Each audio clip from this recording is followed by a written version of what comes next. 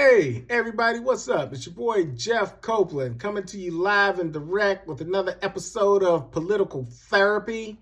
Just wanted to follow up on a few things that have been going on in our world when it comes to politics and what's going on down at the White House.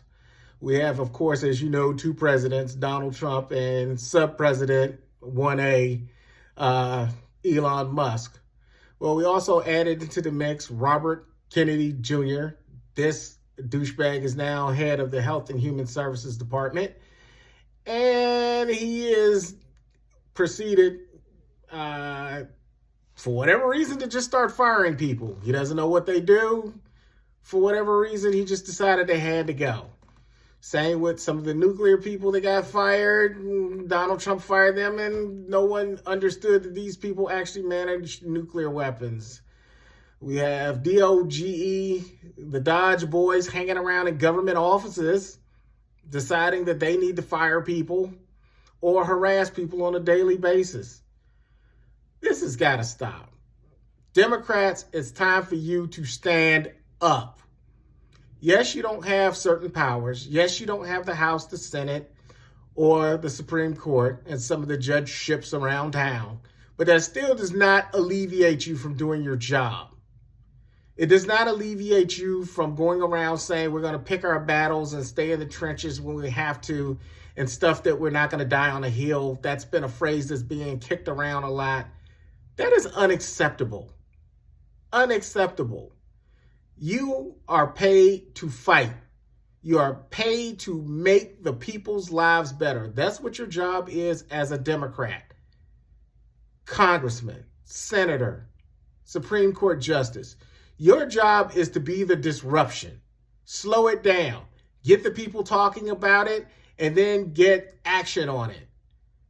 It doesn't make sense to just, the way I see it, it looks like the Democrats at times are just rolling over to the Donald Trump regime.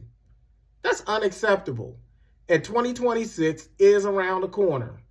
And it's time for us to start looking at 2026 and running candidates that are going to go out and do the right thing by our country. We have an onslaught of incompetency at the federal level in office. And people have to start understanding that at this point in time, we're going to have to fight. We're going to have to get aggressive. We're going to have to run candidates that can win. And we're going to have to do a better job of making sure that our message gets out to the people. Because at the end of the day, that's all it comes down to. The people. That's why you serve. That's why you go out and you run for political office, because you want to, help the people, not fatten your pockets. We have gotten so lost. I talk every day to different people from all gamuts, from Facebook to Instagram to personal group discussions and things about politics of the day. And it's just sickening listening to people.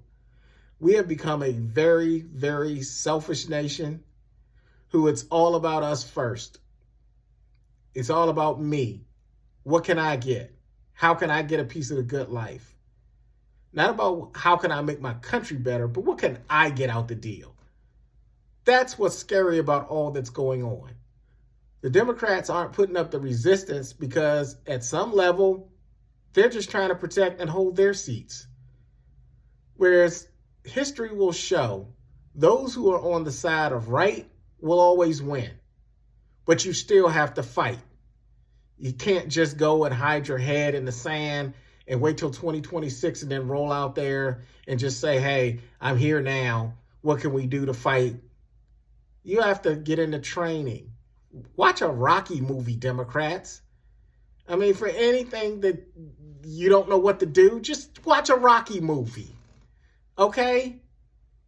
You have to train. You have to prepare. And one of my favorite lines was in Rocky 3 with Clubber Lang, where my main man, Apollo Creed, said, Rocky, there is no tomorrow. There is no tomorrow. We are sliding into a state of disrepair that is going to take decades to fix. And when it's fixed, it's never going to be what it once was. It won't be better. It will be worse. because the coffers are going to be emptied. I don't like paying the IRS. Who does? But I understand to fund a country, you need the IRS. You don't need to fire people and then tell the people, we're going to just wait until after tax time once we collect some money. Then at that point in time, we're going to go and fire the people we don't want around because we don't want them seeing what we're doing over here.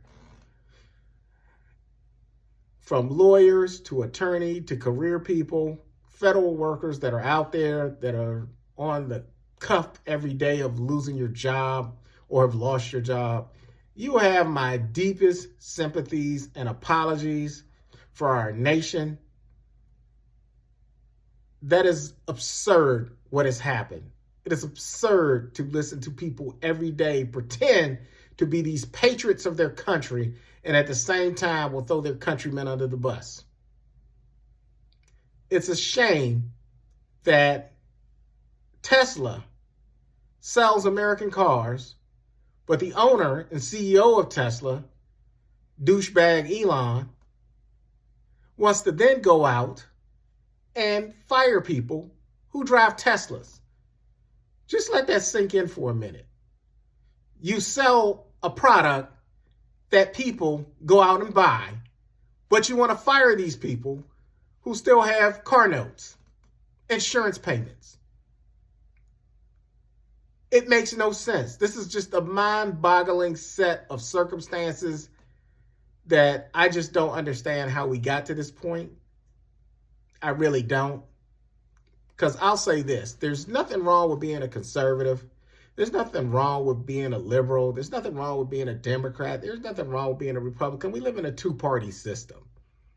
But there is always something wrong with supporting a certified criminal. He has 34 felonies, a civil rape conviction. Something is wrong supporting that. And I'm sorry. Black, white, whatever your nationality is, if you supported Trump, something's fundamentally wrong with you. Something is fundamentally in your soul, irreversible. The hate level that lives inside of you is terrible. And you really do need to stop going to church because it's not working for you. And I stand on that. And that goes for anybody who voted for Trump. Republicans, people who did it as a one-off oof, something's fundamentally wrong with you when you have the ability to go out and vote for 34 felonies and a civil rape conviction and then at the same time claim you're a good person. The two just don't mix. They just don't. It's like oil and water. When you do something like this, I question your love for your country. I do. Because it's impossible to say you love your country. It's impossible to say you love God and you love Jesus or whatever God you serve with love when you vote for somebody that historically has told you, I don't like you. I only like my money and those who have money like me.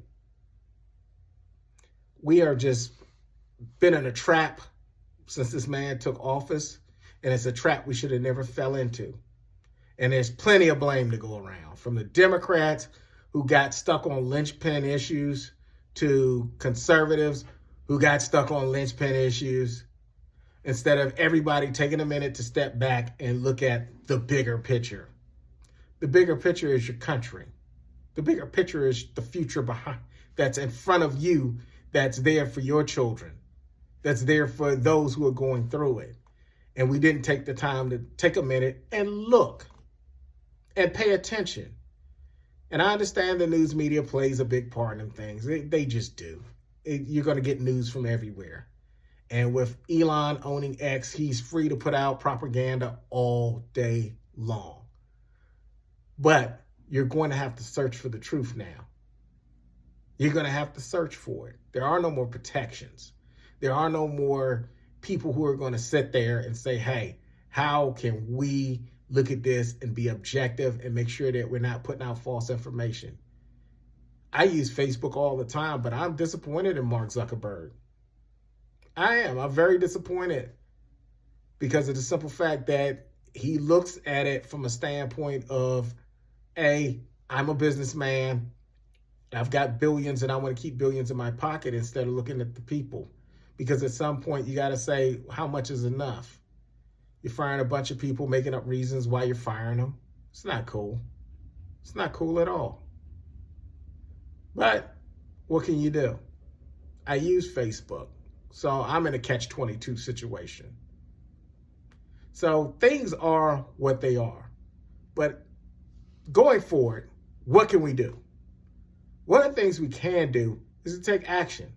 Start talking in your community. Start looking for people who are activists, who will make great candidates, and convince them to run and support them, not just verbally, but with money. We need to get a tough group of Democrats that are going to go into office and to fight. Not just pretend to fight, not just look for the right issue to fight on, but sometimes you got to walk and chew gum at the same time.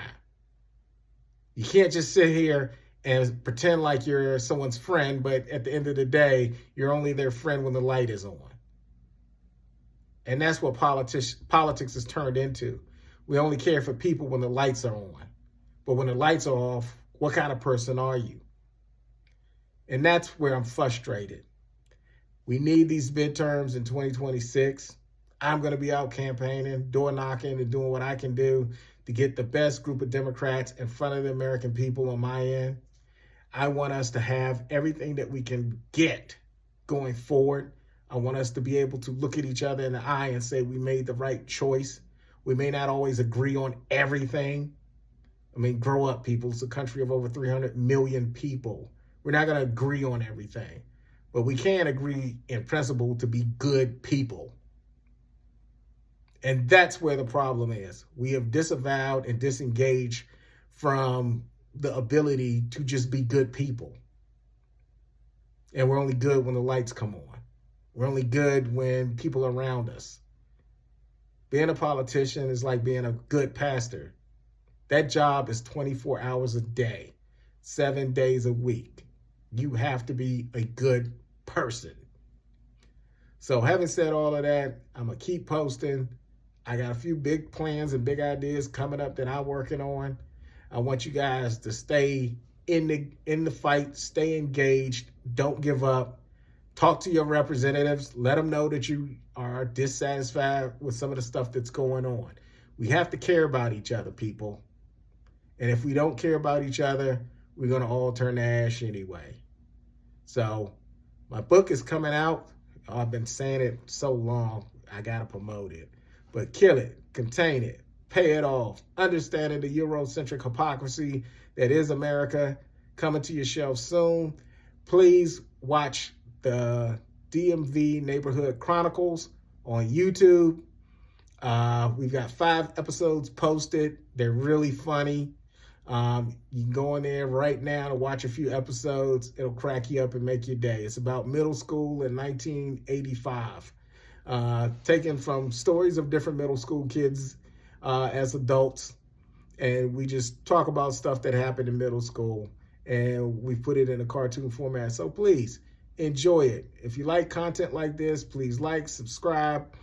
I definitely want to hear from you. We are free to argue, but let's try to solve the problems. Take care.